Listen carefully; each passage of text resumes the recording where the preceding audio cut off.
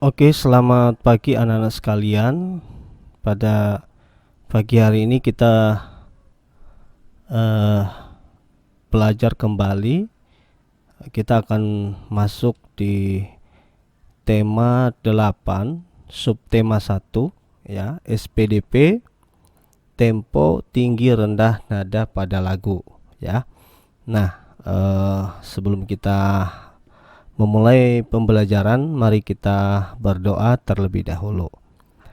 Bapa di surga, Engkau yang boleh menolong kami di dalam proses pembelajaran pagi hari ini. Engkau boleh menolong anak-anak, menyertai anak-anak dimanapun mereka berada. Tuhan boleh menyertai mereka di dalam mengikuti pembelajaran pagi hari ini. Terima kasih Tuhan. Kami serahkan waktu ini hanya di dalam nama Kristus Tuhan kami. Di dalam namamu kami berdoa dan mengucap syukur. Amin. Anak-anak sekalian, kita belajar tentang tempo, tinggi, rendah, nada pada lagu. Nah, terlebih dahulu kita mengingat kembali ya apa yang dimaksud dengan tempo, ya. Pada pembelajaran ini kita akan mengidentifikasi tempo pada lagu daerah, ya. Nah, tempo dalam musik merupakan cepat atau lambatnya sebuah lagu yang akan dinyanyikan, ya. Nah, tempo juga merupakan banyaknya jumlah ketukan, ya, dalam 1 menit, ya. Jadi bisa dihitung. Oke. Kemudian lagu yang dinyanyikan dengan cepat, jumlah ketukan dalam 1 menitnya banyak, ya. Oke. Nah, sekarang kemudian lagu yang dinyanyikan dengan lambat memiliki jumlah ketukannya dalam 1 menit lebih sedikit, ya. Oke. Dan setiap daerah di Indonesia memiliki lagu daerah yang menjadi ciri khasnya, ya. Jadi setiap daerah itu memiliki lagu yang khas, ya, sesuai bahasanya sendiri, ya, bahasa daerah setiap daerah di Indonesia ini. Nah, kita melihat contohnya seperti lagu Kicir-Kicir, ya, yang berasal dari daerah DKI Jakarta. Nah, lagu tersebut dinyanyikan dengan tempo moderato atau tempo sedang, ya. Nah, kita akan coba menyanyikannya. Anak-anak dapat memperhatikannya, ya, lagu ini.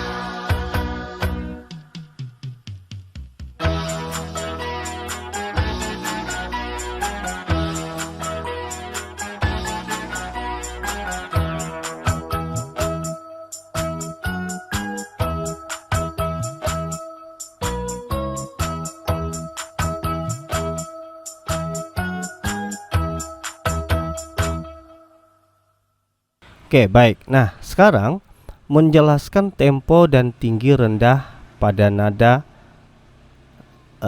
pada tinggi rendah nada pada lagu daerah ya.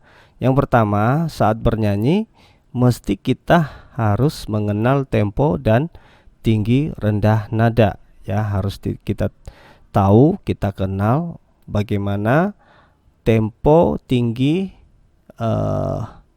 rendah nada pada satu lagu tersebut ya. Nah, contohnya misalnya tempo lagu ya, yaitu andante, adagio, allegro dan lain sebagainya ya. Nah, kemudian bagaimana kita bisa mengetahui tempo dalam sebuah lagu tersebut? Nah, ada yang kita gunakan ya. Kita dapat mengukur tempo sebuah lagu dengan menggunakan metronome Maelzel ya. Nah, apa yang disebut dengan metronome Maelzel dan bagaimana bentuknya ya? Nah, kita coba perhatikan. Nah, ini bentuknya ya. Dalam mengukur sebuah lagu, temponya itu seperti apa ya. Jadi metronome Maelzel ini dapat memberikan petunjuk seberapa cepat atau lambatnya lagu yang dinyanyikan dalam satuan ya, disimbolkan dengan mm ini ya. Nah, kita lihat contohnya misalnya berikut pembagian tempo lagu berdasarkan alat ukur metronome Maelzel ya. Oke, nah pertama tempo lambat misalnya. Nah, misalnya lento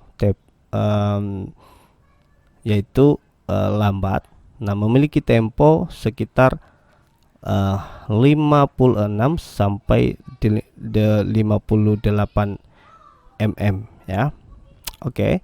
Kemudian tempo sedang misalnya andante ya, seperti orang berjalan. Dan dia memiliki tempo 72 sampai 76. Kemudian tempo cepat, misalnya allegro, cepat, hidup dan riang ya, ini cepat ya. Nah, memiliki tempo 132 sampai 138 ya. Oke, nah sekarang menyanyikan lagu daerah dengan memperhatikan tempo dan tinggi rendah nada ya. Yang pertama itu lagu daerah harus dinyanyikan dengan tempo dan tinggi rendah nada yang tepat. Jadi misalnya lagu yang dinyanyikan seperti lagu kicir-kicir tadi itu tidak bisa dinyanyikan dengan cepat karena tidak sesuai dengan temponya ya. Oke, kemudian tempo mengatur cepat atau lambatnya sebuah lagu ya. Sedangkan tinggi rendahnya nada dapat membuat lagu daerah terdengar lebih merdu ya. Oke, nah itu saja anak-anak yang kita dapat belajar di pagi hari ini di subtema 1 ya, tema 8. Dan sekarang anak-anak dapat menyanyikan satu lagu daerah yang yang kamu tahu ya, tetapi memiliki tempo yang cepat ya. Oke, dan kemudian anak-anak dapat merekam via audio saja ya, dan kamu kirim ke teacher. Jadi ini tugasnya yang anak-anak dapat kerjakan ya, yaitu mencari lagu yang cepat ya, tempo cepat ya, di berbagai daerah. Jadi kamu pilih salah satu lagu daerah ya, dan kamu nyanyikan. Oke, itu saja anak-anak yang kita belajar. Dan sekali lagi Tuhan boleh menolong kalian, tetap jaga kesehatan ya, karena itu juga dapat membantu anak-anak dapat belajar dengan baik. Oke, sekian dan terima kasih.